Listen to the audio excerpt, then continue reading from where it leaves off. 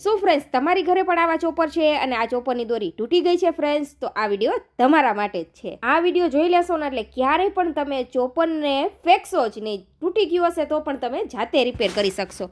તો આ રીતે ફ્રેન્ડ્સ તમે જોઈ શકો છો, ઢાંકણની અંદર 2 બોલ આપેલા હોય છે, તે બોલ ખોલી લેવાના છે.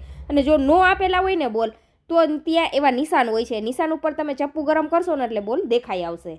હવે ઢાંકણ ખોલશું ને એટલે આ રીતનું ચક્કર દેખાશે ને તેમાં દોરી લટકાડેલી દેખાશે ફ્રેન્ડ્સ.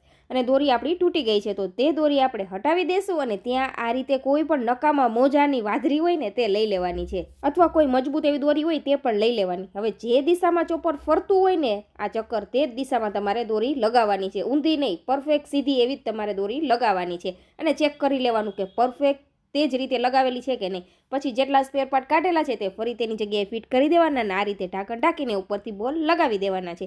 સાવ સરળ સિમ્પલ જ છે, કાંઈ જ મોટી તામઝામ નથી ફ્રેન્ડ્સ. ધ્યાનથી જોશો એટલે પરફેક્ટ સમજાઈ જશે.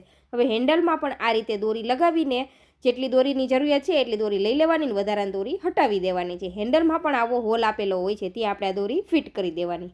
તો બસ ફ્રેન્ડ્સ, તૈયાર થઈ ગયું આપણું ચોપર. જે તૂટી ગયું હતું, નકામું થઈ ગયું હતું, તમે જોઈ શકો છો. અહીંયા ડુંગળી પણ કટ કરીને બતાવું છું, કેટલું સરસ પહેલાંની જેમ જ ચોપ થઈ રહ્યું છે ફ્રેન્ડ્સ. તો હવે તમારે ઘરે પણ ચોપર તૂટી ગયા હોય તો આ ટ્રીક જરૂરથી ટ્રાય કરજો અને